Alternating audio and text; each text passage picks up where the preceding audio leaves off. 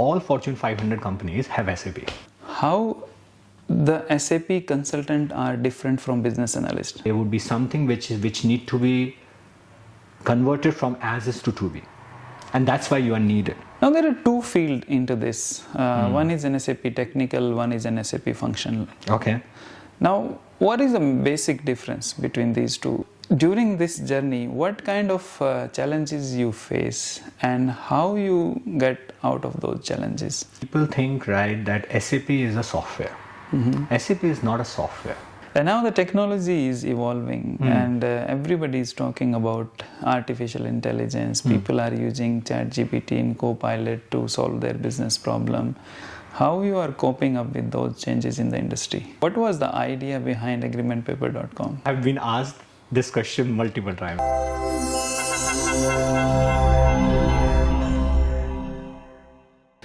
Hey everyone, welcome to another episode of Analyst Perspective powered by VistaWise and agreementpaper.com.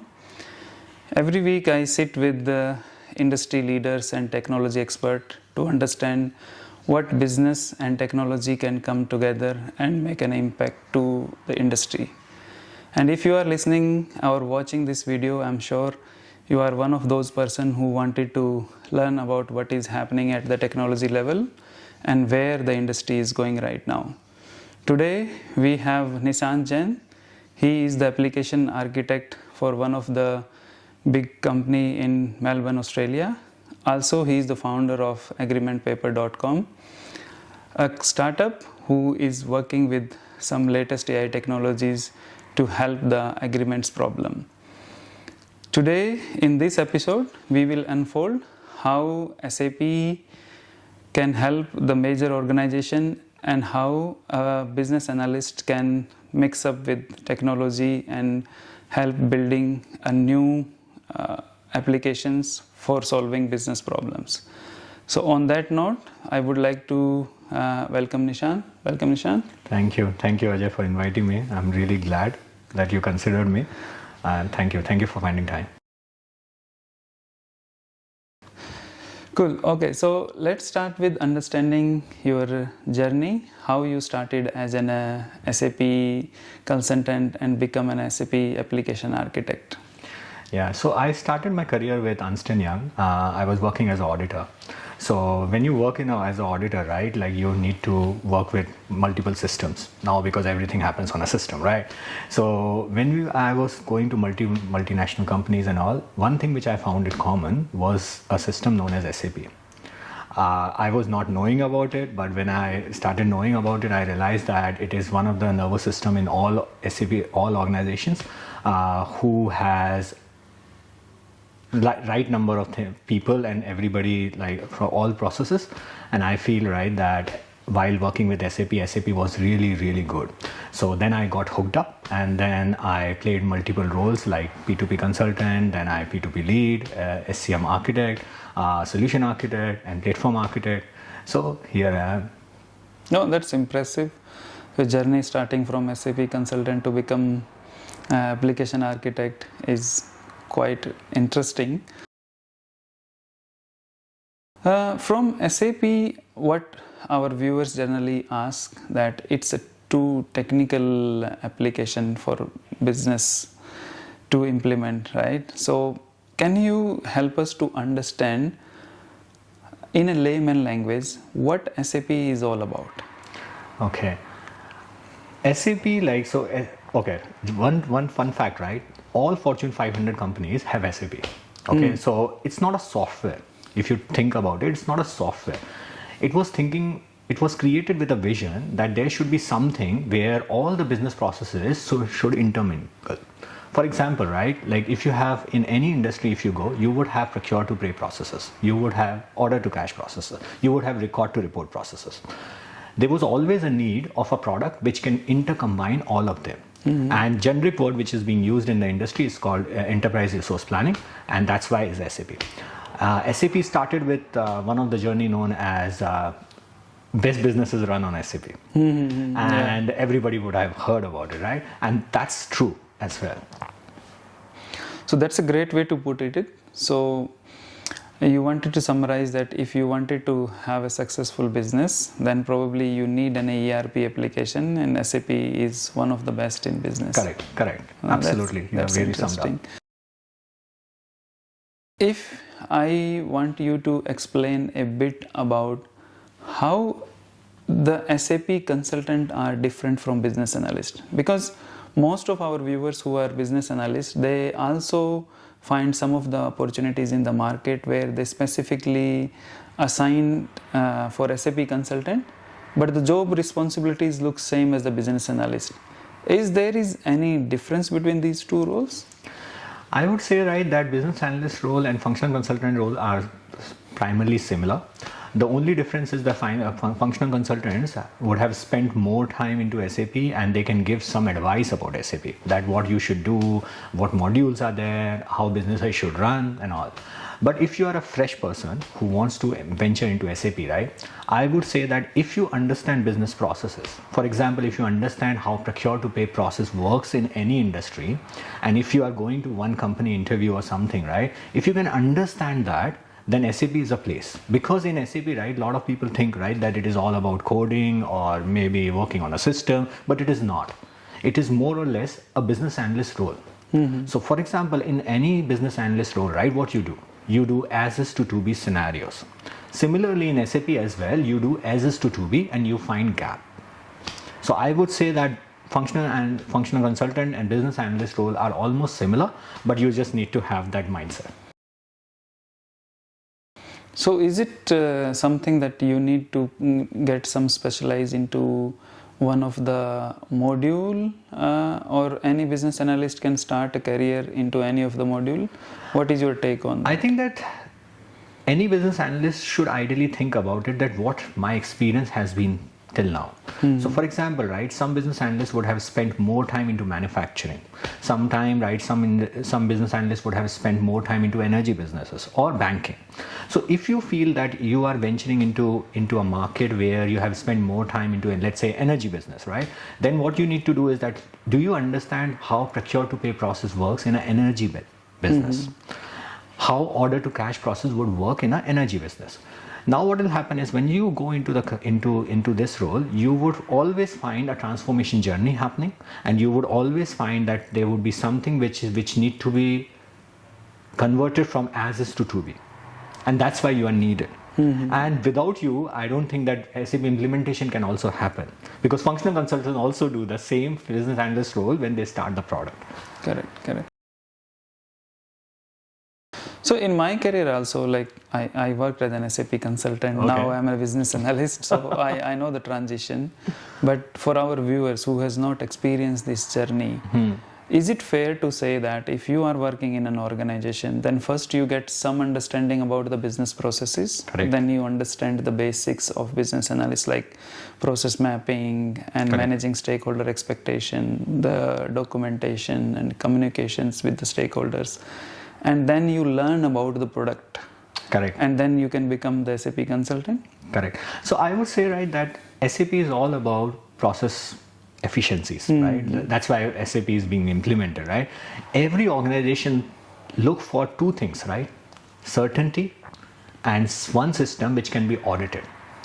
SAP is called as sometime in our parlance, right, it is being called as a wet concrete. Once you put a step on it, it will stay forever. So that means that if you are a big organization, then, and if you want to install some product where you can always be certain, right, that the frauds would be minimal, there would be cyber security, processes can intermingle, you don't have to do reconciliation. So for example, procure to pay process and an order to cash process can be worked together in one system itself, so that at the time of month end, you don't need to do reconciliations. So that's why SAP is being used. Yeah.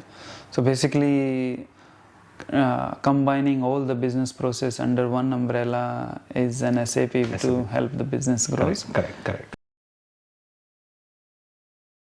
Now there are two fields into this. One is an SAP technical, one is an SAP functional. Okay. Now, what is the basic difference between these two? Okay. So what happens is like when you go into any SAP transformation, so let's say you are a business analyst, right? So there can be two types of business analysts, which I understand properly, right? One would be business analyst, right? Technical business analyst, and there would be pure play business analyst, right? So you can choose what is your preferences. If you are more comfortable with technical, right? So for example, analyzing that if I create a function module, right, that function module, how it would be automated, how it can increase the efficiencies, then you can look for a technical business analyst role. But if you are more focused on a business point of view, for example, you understand how the order to cash process works, you can find it out what is the gap in a process, then you should work as a business analyst. So I would say that both the fields are different. Of course, it's called yin and yang. Like, okay, for doing anything, right, you need yin and yang, right? So it's not I would not say which one is better, but both are needed. Yeah. So if your love is towards the coding and more in the database kind of stuff, you can choose the technical part of it. Like you call it ABAPer and basis consultant. Right. You know it, right, Ajay? Yeah. And if you are interested into the improving the business process flows and wanted to implement system, then you can go for functional consultant. Correct. Absolutely. How is your journey? I saw a bit of you on the LinkedIn profile that you started as an MM consultant, then you become SCM consultant, and then you become Ariba consultant. Now you are a technology application architect. So during this journey, what kind of challenges you face and how you get out of those challenges? I think that most of the time, right, people think, right, that SAP is a software. SAP is not a software. SAP is all about talking about business, right? So when you go into any transformation, right, as a business analyst also, you would find the same challenge, that what is the pain point of a business? So if you are focused, so many times what happens is like people, when they venture into SAP, they feel that I have to configure something, I have to do coding something, I have to do something, but it's not the purpose of that transformation project. The purpose of that is to reduce the pain point of the business. So I think that any challenge, right, any functional consultant, any technical consultant, or any business analyst, he would find that challenge when he would not have a right stakeholder in the meetings. So I would always insist people is that whenever you go for a meeting, always look for what is the pain point of a business. If you can identify a pain point of a business, then you can really remediate it. Whether it can be by the process or by the systems or any efficiencies and all, right? So I feel, right, that this is the most challenging part, which a lot of people are not able to understand properly and articulate properly. So I would say that when I went through from an MM consult to SCM consultant and application architect, I also went through the same journey, that earlier I used to feel that it is all about systems, but it is not all about system, right? It is all about business process. So that's why, right, always keep it in mind. You would always find challenging environment where business is not telling you a lot of things, but you have to probe. And you have to get the right answer, so that, because if you know the pain point, then only you can remediate it, right? So is it fair to say that you put yourself in customer shoes first, right, understand the pain point, and then grow it? Doesn't matter you are an SAP MM consultant or Ariba consultant, every problem is a problem for you to resolve. Of course, right? And now the technology is evolving and everybody is talking about artificial intelligence. People are using ChatGPT and Copilot to solve their business problem. Even SAP is coming with so many technology upgrade, SAP HANA and everything. How you are coping up with those changes in the industry? Okay, this is a very, very good question, because SAP itself is evolving. So earlier, as I told you, right, SAP used to say that best run businesses run on SAP. Now SAP says that run simple. What does it mean is that we should have the right tools and right things which can help businesses. And at the age of AI, right, SAP has also started a new thing which they call it as SAP Joule. It is an AI agentic tool.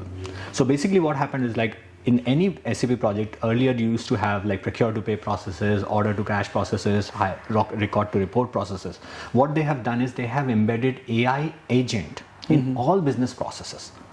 So that's why, right, in AI, right, when we look for AI, it's not a competition, it's an assistance.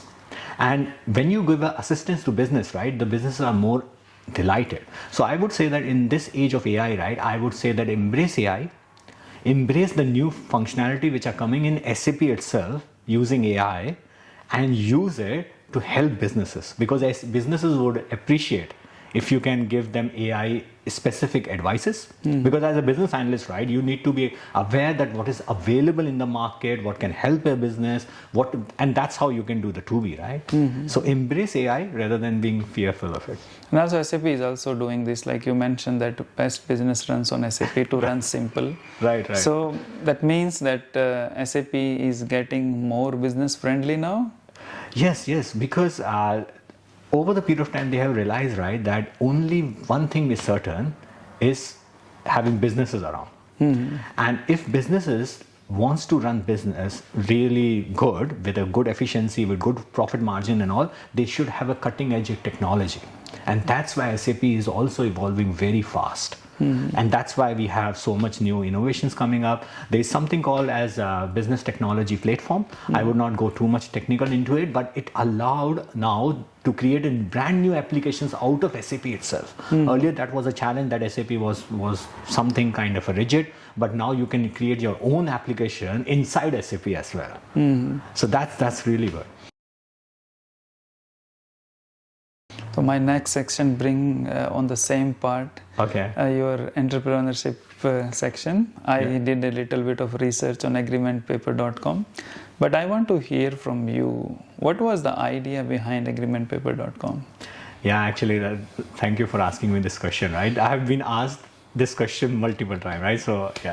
So what happened, right? Like when I was working in multiple industry, right? I work for multiple multinational company. Like for example, even I work for BHP, I work for Vodafone, I work for Newcrest Mining, so many companies, Shiseido, so many companies, right? But one thing I found it common was contract management.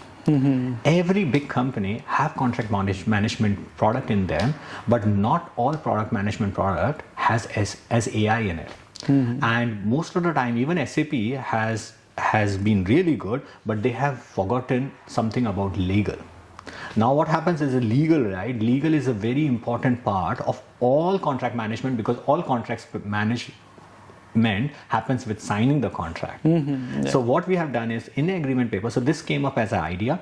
We launched agreement paper thinking about that there should be some smart way of doing contract management where people can review contracts, can draft contracts with AI, and also can do an e-signing. All the companies are currently now so busy with their own businesses that they don't have time to review the contract very diligently. But what if AI can do it? What if AI can know the laws of all 180 countries, which can help you to review it and avoid a lot of fines, which can happen in future?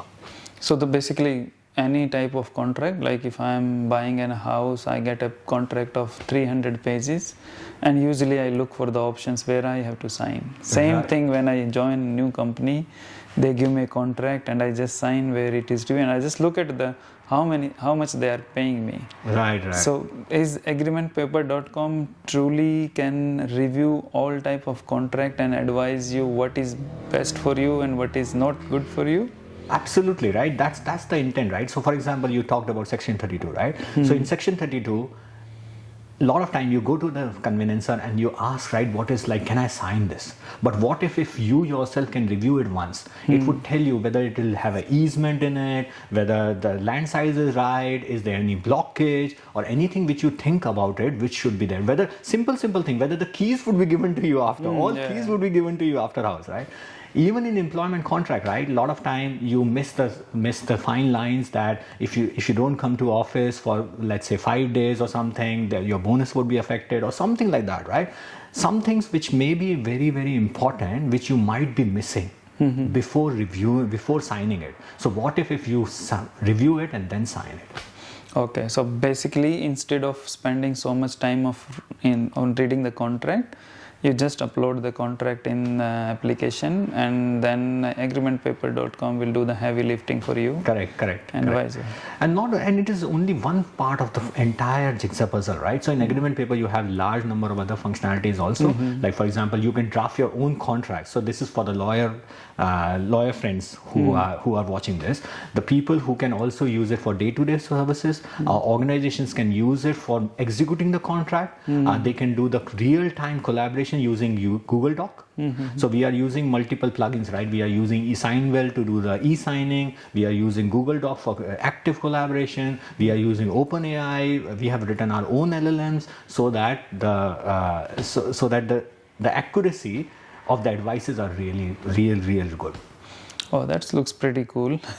From a technology perspective, you are an application architect. Now you are spending time on agreementpaper.com. What kind of challenges you face, and what difference you find in working in the capacity of a technology architect and entrepreneur for the agreementpaper.com? I feel, right, that you should always, so Jack Ma used to say that you should always do what you are passionate about. So by spending more time into technology, right, I would always say to everybody, right, who wants to become an entrepreneur, do something in their life, do what you are good in it and also passionate about it. A lot of time, right, if you may be passionate about being a guitarist, but if you don't know the guitar, right, how can you be excel in it? So this is what Jack Ma used to say, right, that you should be passionate about something, but you should know really good about that thing also. Then only you'll be able to excel. So for example, that's why, right, as a technologist, right, when we started it, this product was really good. And I found it a lot of challenges, right, working on weekends and finding time later on. But if you know the subject, it will become easier. So I would say that pick up anything which you are passionate about it, but pick it from your own field. Yeah, that's truly speaking, because I am also very fascinating with the fact. And when I was about to start this podcast channel, most of my friends, they encourage me, you talk nicely. So why don't you start a podcast? You really do, right? You really do. Right. That's why I try to give something back to the community so that everybody can learn from that. Right. Now let's talk about the future. What is happening in agreementpaper.com right now, which is not available on your website? What is in your box? So recently we have got a lot of success, right? So 2 big clients we have got it, right? One is a big manufacturing client. Although I'm not actively working on it, I have got a team with it because I'm also working with some of the other things as well. But so recently we have launched into a Google Play Store where anybody can go and download it. If you have an Android phone, you can download it and it is free of charge. In the next phase, we are also rolling out for iOS in Apple Play Store. So it will be available so that if you are using an iPhone or something, you should be able to download it. But if you do not have it, you can always play around with the web version. Web version would always be open. You can open it in Chrome or in Safari and all, and you can use it in your mobile phone. So, but I think that a lot of times by working with big companies like with manufacturing and in cosmetic, I realized that it is really a need of an hour where you should use contract management very seriously, because every day you are signing so many contracts. So I always ask people, right, are you still signing contract blindly or not? If you are really signing contract blindly, why not you take second opinion before you sign it, so at least you can be informed about your choices. Now viewers, if you are signing a contract, I will suggest go to agreementpaper.com and get your contract reviewed first, so that you can have some important insights. Right.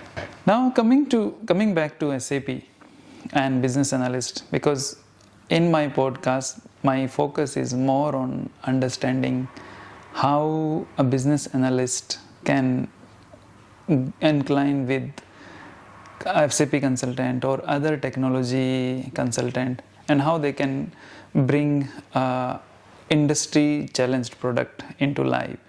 What do you think? What is the future hold for SAP and the business analyst?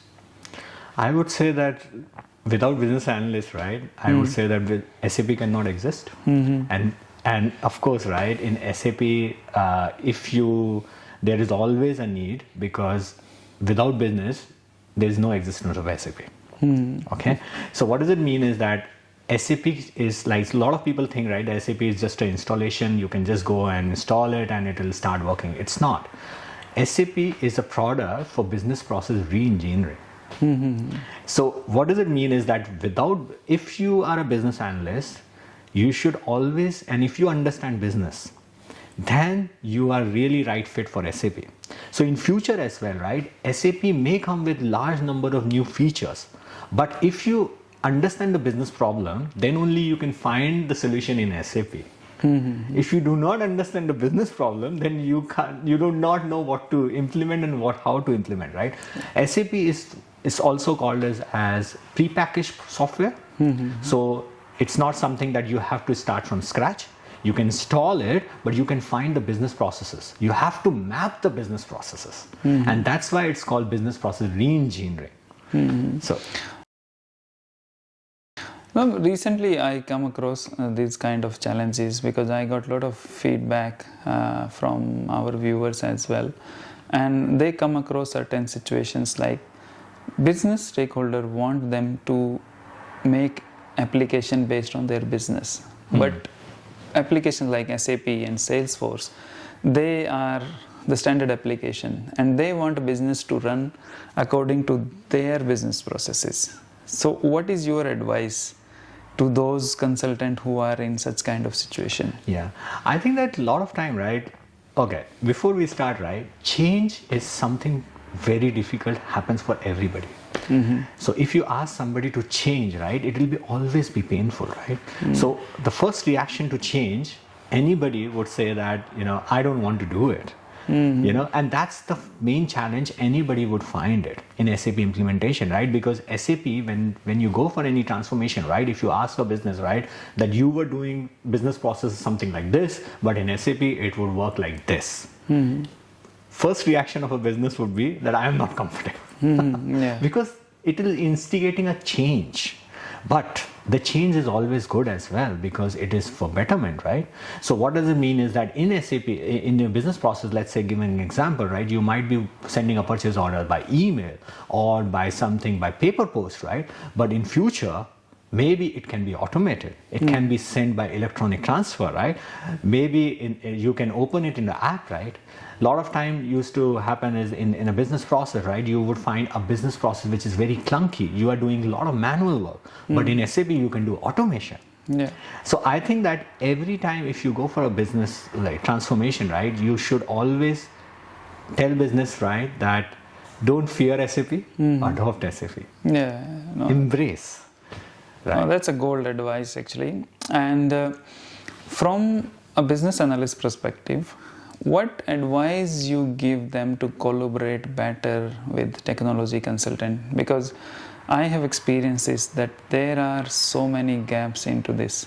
And what I feel, if technology and business are not collaborating nicely, that means we are creating a wrong product. Absolutely, right? See, no product is perfect, and you would always find gaps. So we always insist is that do we have a workaround? So for example, right, in SAP you found a business process which is not existing, and business wants really well. So why not we found a workaround and play around it? Or you build customization. SAP is also very good for doing your own custom development. So it's not that something if it is not available in SAP you would not get it. You can always develop your custom product and meet your business requirement. And remind you again, all Fortune 500 companies have SAP. So what does it mean is that if they can, why not we? Correct. Yeah. So basically understanding the customer's pain point and writing those requirements in a way so that SAP consultant can also adapt this. Correct. So one thing I always say to people, right, that there is nothing impossible in SAP. That's true, because technology is there to help. Correct. And if you mold the technology based on the business processes, then definitely there is a change. Correct. Cool. I recently came to know that you featured in ANZ SAP magazine as well. How was the experience? But first of all, congratulations for that. Thank you. So talk about the journey and how that happened and what was the feeling. Right. Actually, I would say that I was very glad when I was featured into ANZ SAP magazine. So it's not about featuring in a SAP magazine, right? So it's all about talking about your thoughts, and you can reach to the viewers, right? Or reach to our readers. When I was invited into it, given an opportunity by Sapcha, so it was given to me by a leading SAP consultant known as Sapcha. Shane reached out to me and they said to me that, would you want to be part of this? I said that of course, because ANZ SAP magazine is so popular. And the experience was very amazing because not only me, right? There would be hundreds of other consultants who are writing their own views about it. ANZ SAP runs a lot of new age experiences. They also run workshops. They also help businesses to get a lot of SAP consultant, and that's why it was really good. I was invited into a lot of shoots. Always we curated large number of advices, large number of articles, and then we featured into it. So it was really good. That's great. Now coming to our most exciting segment of this podcast, which I really love talking to all of my guests. This is called Rapid Fire Round. Okay. I don't have a hamper right now, just like other hosts, but soon when we have more budget with VistaWise, then definitely we will start this. No worries. So I will ask some fun questions. Some may be related to your personal life, or some may be related to SAP or agreementpaper.com. Just you need to give answer in 1 word or 2 words so that we can keep it shorter. You ready with this? Yeah. Cool. Okay, SAP in 1 word. Transformation. Good. One tech trend you are excited about. AI. Favorite productivity tool. Notion. Business or entrepreneurs. Business. Books or podcast. Podcast. Coffee or chai. Chai, of course.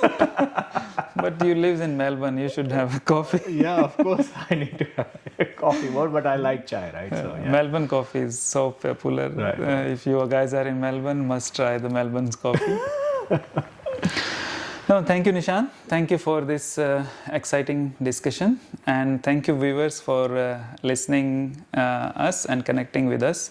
If you really wanted to know more about agreementpaper.com, you can go to the website www.agreementpaper.com.au. You can connect to Nishant Jain on LinkedIn as well. I will post his LinkedIn web address in the description.